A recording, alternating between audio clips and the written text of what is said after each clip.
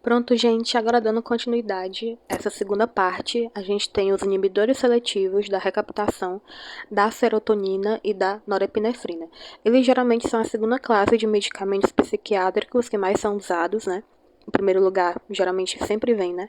O ISRS, e eles são adentrados, né, no tratamento desse paciente justamente quando o ISRS não é tão eficiente.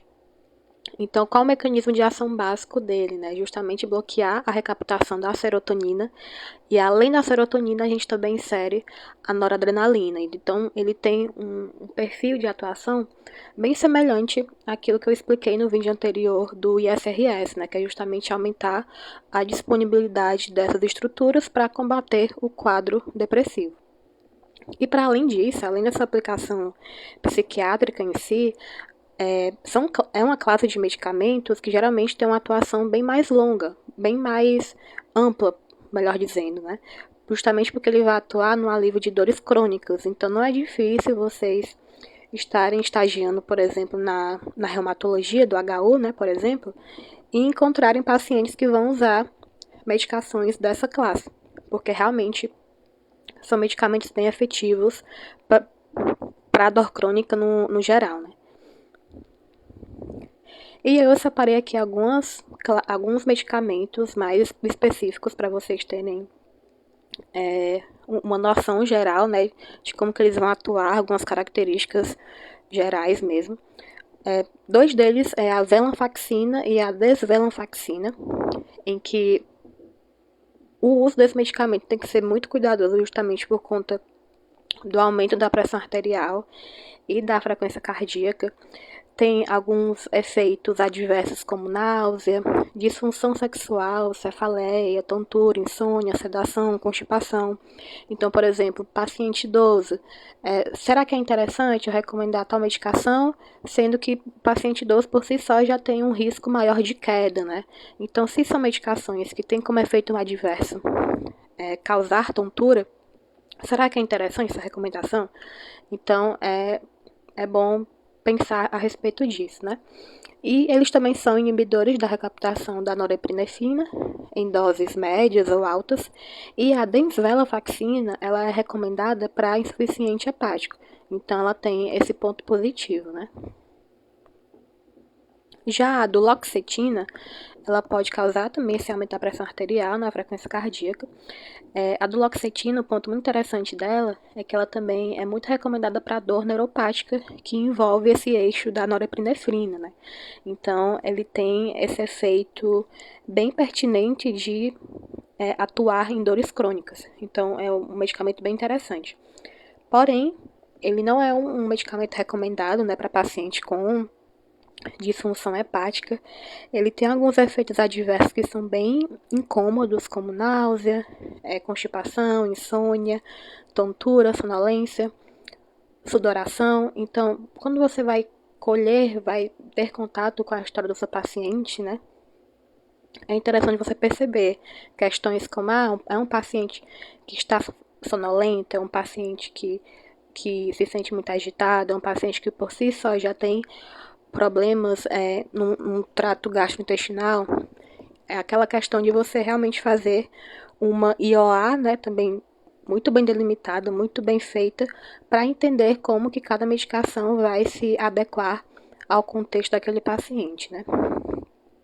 E o ponto positivo é que a duloxetina ela vai inibir a captação da serotonina e da norepinefrina em todas as dosagens, certo? E aí, entrando agora em outra classe, que são os tricíclicos. Eles são aqueles medicamentos terminados em ina. Então, a gente tem amitriptilina, clomipramina, nortriptilina, enfim, vários outros, geralmente terminados em ina. E um ponto muito interessante é que ele vai atuar muito em cada receptor bem específico, como por exemplo, a gente tem aqui essa imagem, né? Ele pode atuar em cima do CERT, do NAT, do receptor M1, receptor alfa 1. Então, a partir da atuação dele em cima de cada receptor, ele vai te causar uma resposta diferente justamente no quadro depressivo, que eu vou explicar melhor mais na frente, né, como que funciona esse mecanismo. É bem simples, na verdade. mas ele tem esse aspecto bem amplo também de atuação. Então, qual que é a ideia do tricíclico como um todo, né? Ele vai justamente também bloquear a recaptação da serotonina e da norepinefrina no terminal nervoso, né, pré-sináptico.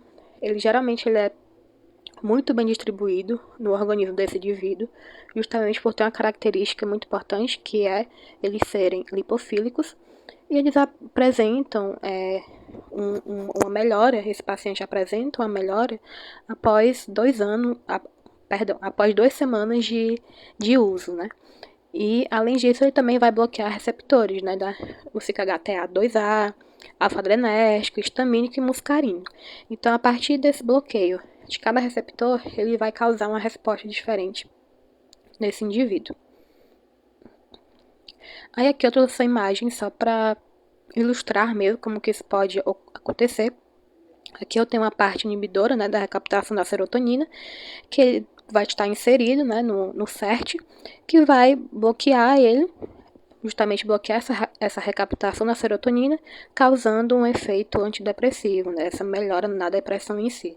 E daí na outra imagem a gente já tem ele atuando em outro tipo de transportador, que já é o transportador da noradrenalina, que é o NAT, né, e daí que também vai bloquear essa recaptação e vai permitir esse efeito antidepressivo.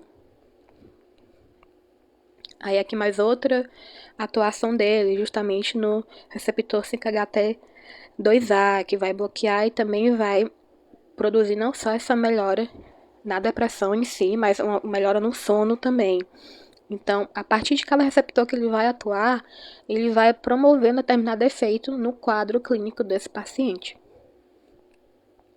E aí algumas medicações, né? A gente tem a amitriptilina, que ela é usada justamente para ajudar na prevenção da enxaqueca também, né?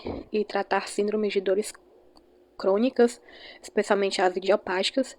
Então ela tem esse aspecto também bem amplo de atuação. Pode ajudar também os tricíclicos como um todo, né? Vai ajudar na melhora do humor, no alerta mental, questão da atividade física, reduzir a preocupação mórbida, e em dosagens básicas, né, como a doxepina, elas podem ser usadas também contra quadros de insônia nesse paciente. E aí, justamente como eu comentei, como eles vão atuar em determinadas partes, digamos assim, é como se fosse, eu gosto de pensar como se fosse peças de quebra-cabeça mesmo. E aí isso vai gerar um efeito distinto. Então, por exemplo, aqui eu tenho a parte antihistamínica, né, que é a parte H1, que vai se inserir, né, no receptor da histamina, e isso vai causar efeito colateral. Quais são esses efeitos? Ganho de peso, sonolência. Daí eu tenho outra parte que vai acabar se interligando com o quê? Com essa parte muscarínica, né? E vai causar o quê?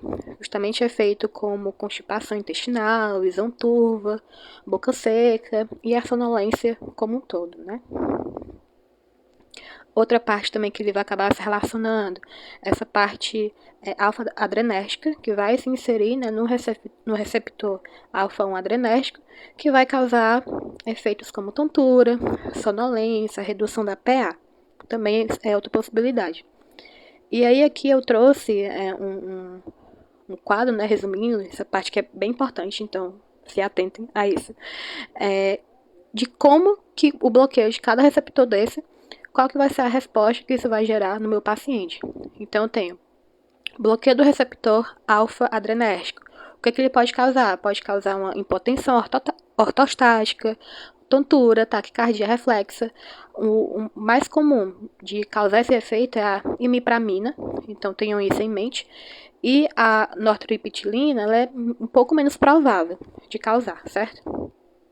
Já o bloqueio do receptor muscarínico pode causar xerostomia, retenção urinária, visão turva, constipação, agravamento do glaucoma de ângulo fechado, arritmia. Então, paciente, por exemplo, que já tem um histórico de glaucoma, será que é interessante recomendar um tricíclico? Então, é algo a se pensar também. E por último, bloqueio do receptor H1 histamínico, onde eu tenho quadros de sedação, especialmente durante as primeiras semanas do tratamento, né, que é aquilo até que eu tinha comentado, que é o momento de adaptação mesmo do paciente.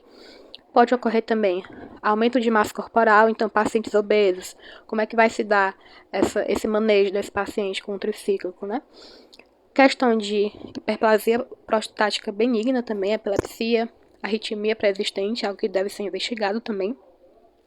E, obviamente, evitar o uso com álcool, com imãos e fármacos adrenérgicos. Por quê? Justamente por conta daquela possibilidade que eu até tinha comentado lá no vídeo anterior de uma síndrome serotoninérgica, certo?